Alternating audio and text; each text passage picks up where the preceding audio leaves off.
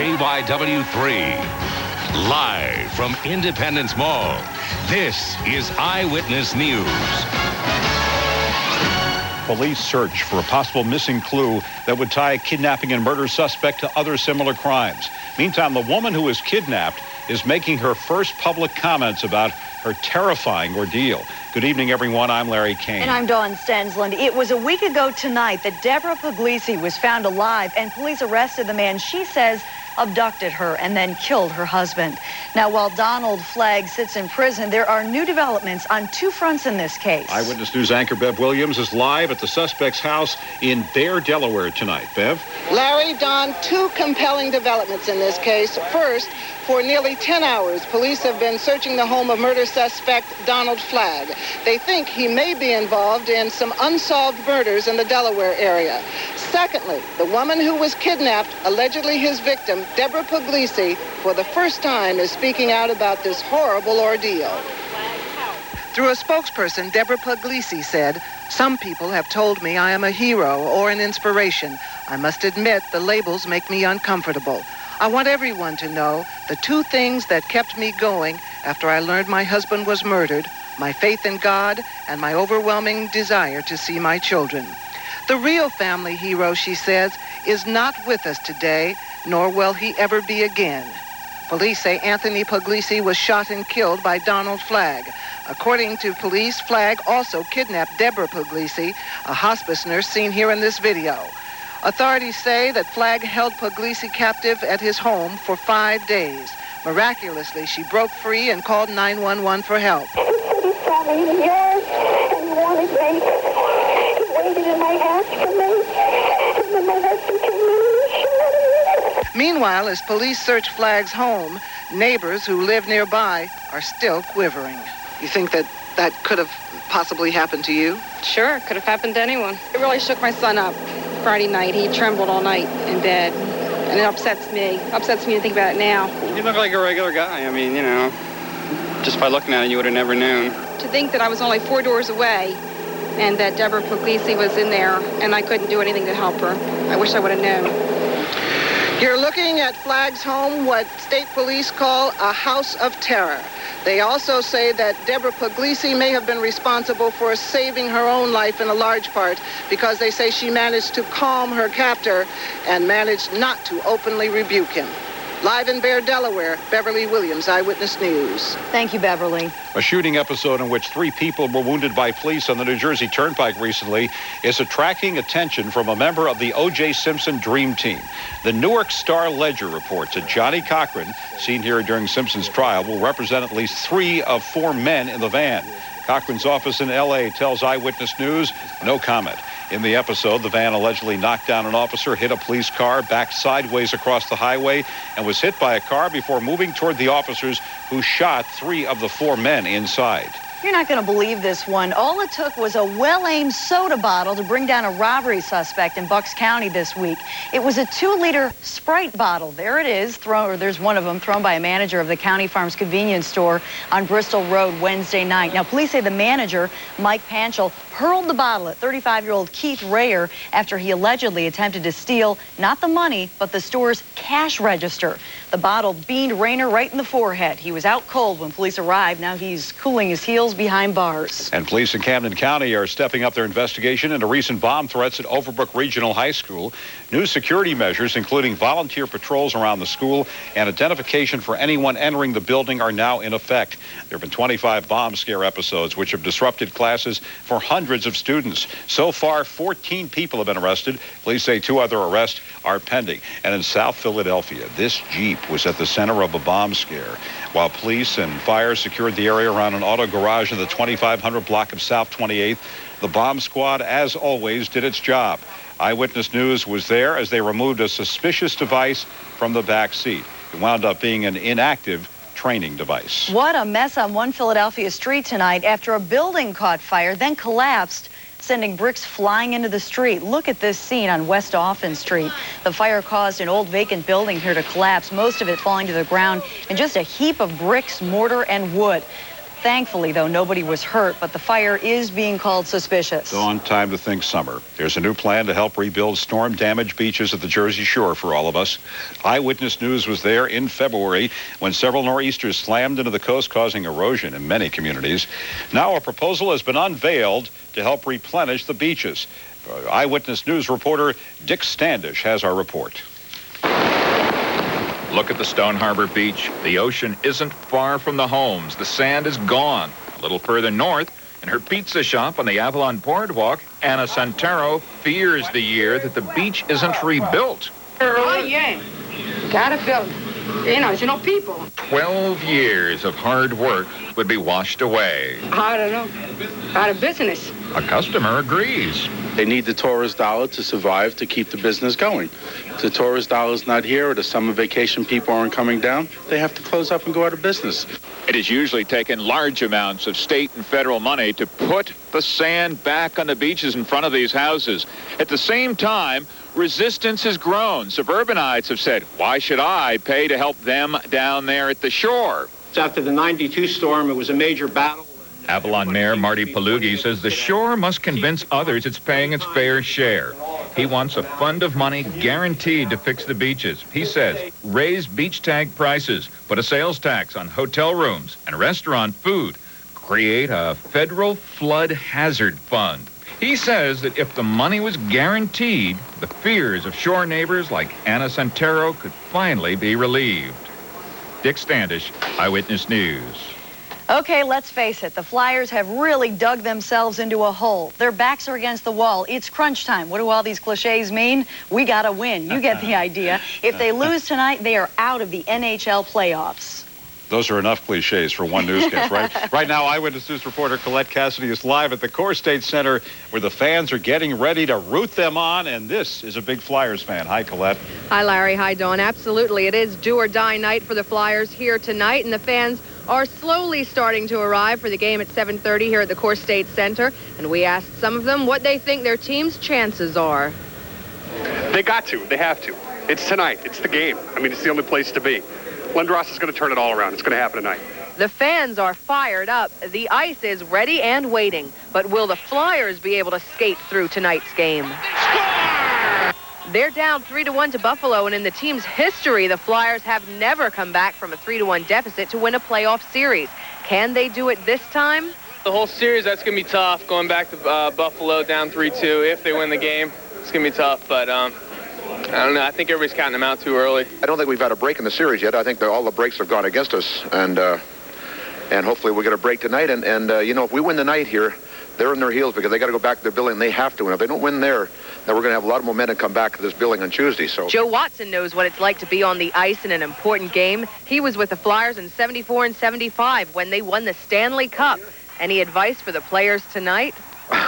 Well, I guess most of the thing is relax and prepare yourself and in your own mind what you have to do, and when you're in certain situations on the ice, and let everything flow, and hopefully it'll flow in the right direction.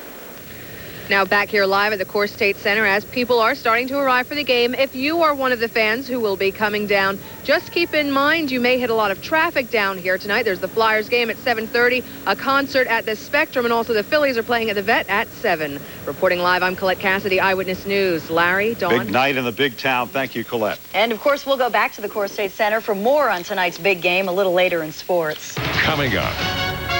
A car wreck for Whitney Houston's husband, Bobby Brown, on a New Jersey road. We'll tell you how bad it was. In our Eye on Health, will your child someday become a victim of a debilitating bone disease? Find out about a new test. I'm Dave Franco. May Day means the first day of May, and it also means send help, and we may need a little bit of both. We'll check your exclusive 5-day forecast. It's all straight ahead on Eyewitness News. Catch a bullet in your mouth and survive. On the next Entertainment Tonight, the masked magician is back, breaking the code of silence once more. Hear his new magic secrets and why other magicians are trying to keep him from talking permanently. Then, Cher's conversation with Sonny after his death. New details from the Hollywood psychic on what Sonny told her. And how Judge Judy can help you on Entertainment Tonight. Tonight at 7 on KYW 3.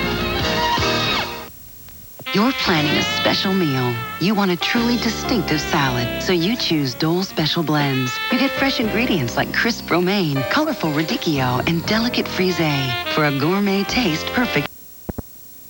Not gonna let anything slide by us. If hell freezes over, you'll hear it here first. Stay informed with Weather Center all day today and every day. In the next half hour, Weather Center, a comprehensive national forecast. At 40 after, Weather Center continues with highway and air travel conditions. Then the weekend outlook. And at 50 after, Storm Watch. But right now, it's your local forecast on the Weather Channel.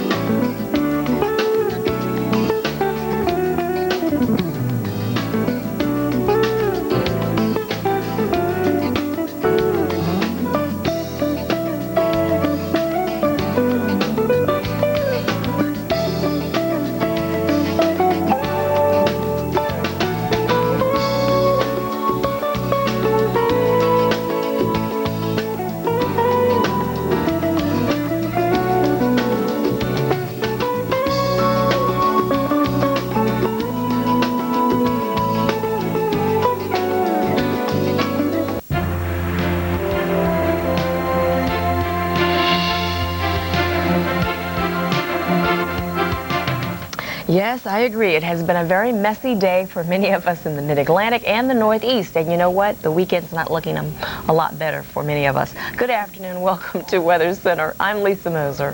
And I'm Jill Brown. This Weather Center is sponsored by Lexus. Rain, some heavy at times, is impacting, easy for me to say, some of the major cities. It's got me tongue-tied. It's such a mess. Philadelphia, Washington, D.C., and New York City. As a matter of fact, we'll look at New York City first. You're looking at Brooklyn, New York. And this is how the rush hour began in the Big Apple. These pictures are of the Brooklyn Bridge. As you can see, the clouds are hovering low over the city. Light rain has moved in. Much of the metro area is beginning to see the wet weather that will likely get heavier during the later evening hours. So it gets worse before it gets better. And we do have some severe thunderstorms to talk about as well. So rain for the Friday evening commute, always bad news. Rain into your weekend, that's worse yet. We'll see about that in just a few minutes. Here's a look at the latest radar, and you can see, if I can get this to go into motion for you, there you go, that band of real heavy rain, but it's out over open water. Perhaps not for long if it holds together until it gets far enough north. Long Island and Connecticut, you'll definitely see some of the heavier rain. In New York City, we think you're going to end up in Manhattan with some heavier downpours as well. Although the heavy rain is missing Philadelphia, and this thin band has moved through Washington, D.C., and things are certainly looking better. Take a look at some scenes from Washington later this afternoon. It got a little bit cooler, a little breezy as the rain moved in. It was heavy for a while, and with pretty good timing, it's moved out here for the latter part of the evening rush hour. So not actually too bad for your Friday evening. You're getting a little break. For now, that may not last. You can see we have most of the state with dry conditions. However, if you get back here to Roanoke, kind of on the edge of your screen, you can see the red in these thunderstorms. That tells you that they're intense. We've had a number of reports of nickel or dime size hail, and there still is a severe thunderstorm warning in effect for Roanoke County. And we may see more of those thunderstorms sort of migrate farther north. So don't let your guard completely down, although you're looking good for a while here at Charlottesville, and it will help that by the time those thunderstorms get a little farther to the north, the sun will have set, so that may help to keep things from getting too nasty. Across Ohio and Michigan is our second area of low pressure. So you can see the bands of heavy rain around this one, and then we have bands of rain around this one as well. And a lot of thunderstorms mixed in too. Haven't seen any warnings here, but these are some nasty looking cells around Lansing and farther north of Grand Rapids. Battle Creek getting some heavy rain. Back across Cleveland Cleveland, it's dry. Down to Columbus, it's dry, but everywhere in between on Interstate 71, it will be raining. We don't have a lot of thunderstorms through here, but we have some around St. Louis and certainly some down into Texas, Alabama, and Florida. And there is a red area, a small red area on our map, thinking this would be the spot most likely to see severe weather. But it's not the only spot that's going to get it. As a matter of fact, into Texas, just north of the Austin area, I want to tell you about what warnings we do have. In Travis and Hayes County, just for about another 5 minutes, you have a severe thunderstorm warning. I wouldn't be surprised to see more warnings here, although it is a pretty small cluster of thunderstorms. If they hold together, the next county down the line may end up with a warning. So we just have a couple of spots with thunder showers behind our front. The other one is into Alabama. And in the southern part of the state, we have a couple of new warnings here. You can see with these cells, actually, that's where we've had our most recent warnings, Butler and Conecuh counties, until 6:15 local time, moving east at 30 miles per hour. Now down into Florida. All right, this is our severe zone, and you can see why. Some mean-looking thunderstorms headed for you, Key Largo, Miami, a few developing, and then solid rain with not so many thunderstorms, Naples, Fort Myers, and up toward Punta Gorda. We'll keep you up to date on the threat of occasional severe weather through this Friday evening. Lisa? Thanks for the update, Jill. Another area of rain we are watching is in the upper northern plains. Now this system eventually here too will pull to the east just in time for the weekend, bringing more rain and probably more thunderstorms. In the meantime though, we are baking, we are cooking. Yesterday we had a lot of record high temperatures. Let me share them with you because yesterday around this same time things were being written down in the record book for places like the Dalles in Oregon, 94, record high temperature yesterday. Walla Walla, Washington, 90. Portland, Oregon at the airport, this was the record high temperature not only for yesterday, but for the month of April. Doesn't get much warmer than this out there in April.